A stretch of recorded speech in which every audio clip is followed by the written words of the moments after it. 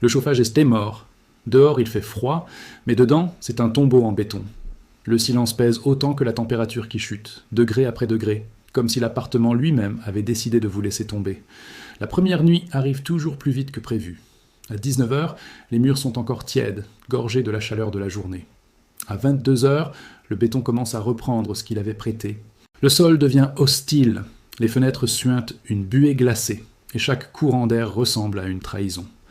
En ville, on croit que le danger vient de l'extérieur, le blizzard, la neige, les rues gelées. Mais ici, le vrai piège est intérieur. Un appartement sans électricité n'est pas un refuge, c'est une chambre froide, géante. Le béton a une mémoire thermique immense. Il absorbe la chaleur de votre corps comme une éponge, lentement, méthodiquement. Vous ne le sentez pas tout de suite, vous frissonnez, vous enfilez un pull, puis un autre, vous pensez tenir. C'est là que l'hypothermie commence à murmurer. La science est cruelle mais simple. Votre corps produit environ 100 watts au repos. Une ampoule humaine. Face à des murs nus, à des mètres cubes d'air froid, ces 100 watts ne sont rien. Chauffer toute la pièce est une bataille perdue d'avance.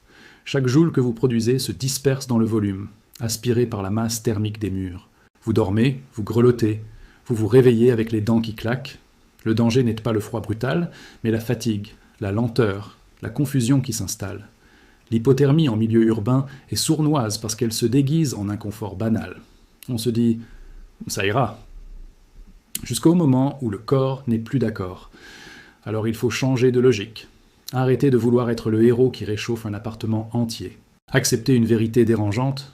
Vous n'avez pas besoin de chaleur partout. Vous avez besoin de chaleur là où vous êtes. Le reste peut rester froid. Cette idée simple est le premier pas pour survivre. Créer un microclimat. Un territoire minuscule où vos 100 watts comptent enfin. Le lit devient le centre du monde. Pas comme un meuble, mais comme une base. Vous commencez par regarder autour de vous, autrement. Les chaises, les balais, la table basse, tout peut servir de structure. L'objectif n'est pas le confort, mais la réduction du volume d'air à chauffer. Moins d'air, moins de pertes. Vous montez un fort comme un enfant, mais avec la lucidité d'un adulte qui sait que ce jeu est sérieux. Une tente, si vous en avez une. Sinon, des draps tendus, des couvertures épaisses, des manteaux. Vous bloquez les courants d'air. Vous créez une grotte. La différence est immédiate. À l'intérieur, votre respiration réchauffe l'air. L'humidité augmente. La sensation change. Le corps cesse de lutter contre une pièce entière. Il négocie avec un espace de quelques mètres cubes. La thermodynamique devient votre allié. L'isolation improvisée augmente le air value de votre environnement, même de façon rudimentaire. Chaque couche de tissu ralentit le transfert de chaleur. Ce n'est pas élégant, mais c'est efficace. Vous ajoutez la logique des couches, sur vous-même. Pas un gros manteau unique, mais plusieurs strates.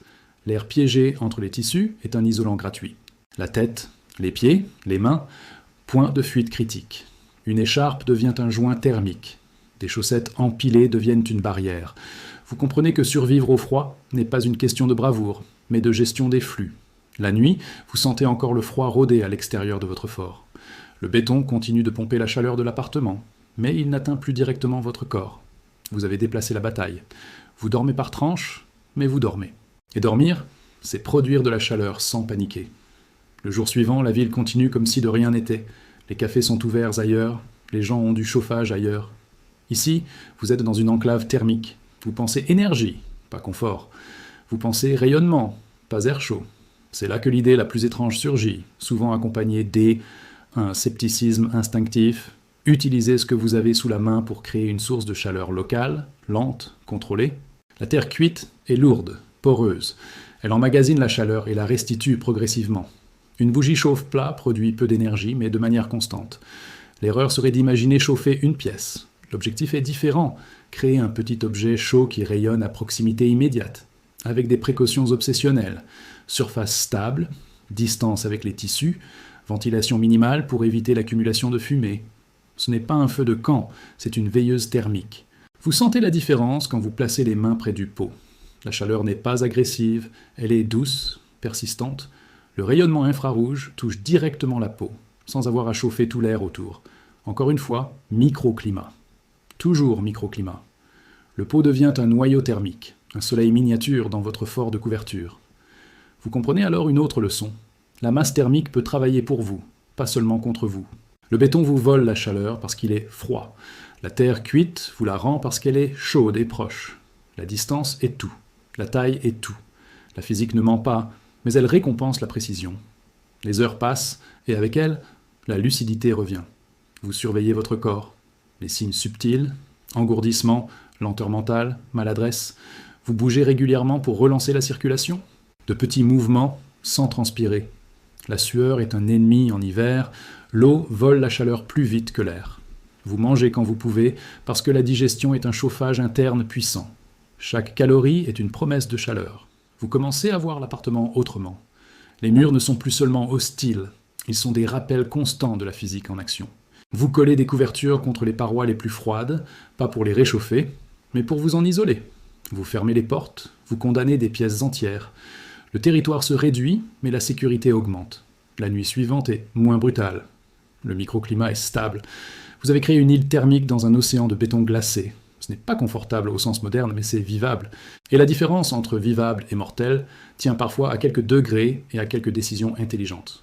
Quand enfin l'électricité revient, le chauffage se rallume avec un bruit presque indécent. La chaleur envahit l'appartement, mais vous savez désormais qu'elle est gaspillée. Vous regardez les murs se réchauffer lentement, à vide. Vous avez survécu, non pas en luttant contre le froid à grande échelle, mais en l'acceptant, en le contournant, en rétrécissant votre monde. Cette expérience laisse une trace, une compréhension intime de la thermodynamique appliquée à la survie quotidienne. Vous savez maintenant que l'hypothermie en ville n'est pas une question de tempête, mais de volume, de masse, de proximité. Vous savez que le confort est un luxe énergétique et que la survie est une science de la sobriété. Le béton restera toujours froid plus longtemps que vous. Mais tant que vous pouvez créer un microclimat, tant que vous pouvez piéger votre propre chaleur et la protéger, vous n'êtes pas condamné. Même à 10 degrés C, même dans un appartement sans électricité,